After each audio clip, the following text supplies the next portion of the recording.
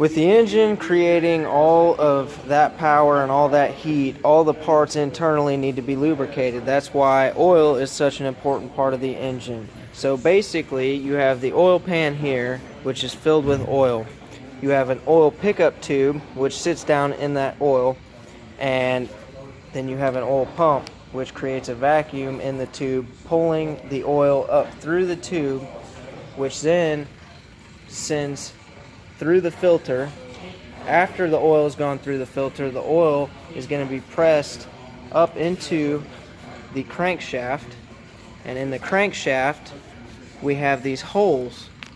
Now these holes are pushing oil into the bearings for the main bearings and the rod bearings, and that's going to keep that lubricated and keep it cool.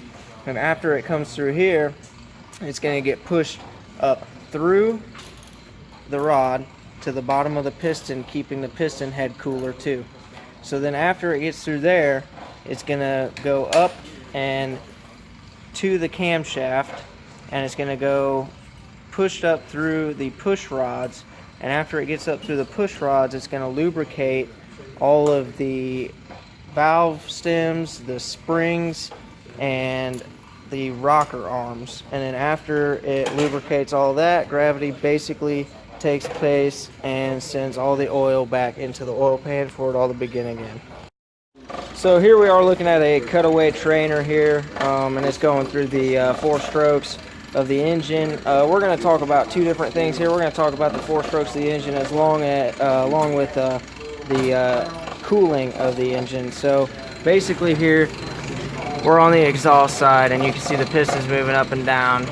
This is the intake stroke, compression stroke, the power stroke, and as you can see, your valve comes down for your exhaust stroke.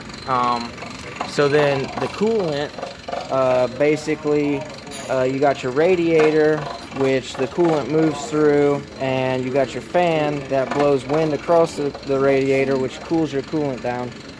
And then from your radiator, basically your coolant is going to come through here, and you can see these. This is called your water jacket. Your coolant flows along the side of the cylinder walls to keep the combustion chambers nice and cool, along with coming up through your head too, to keep your head of your engine cool as well. So basically you have this thermostat, and once the temperature of the coolant reaches about 180 degrees, this thermostat will open up, allowing the coolant to go to the radiator to get cooled off and then be recirculated back to the engine.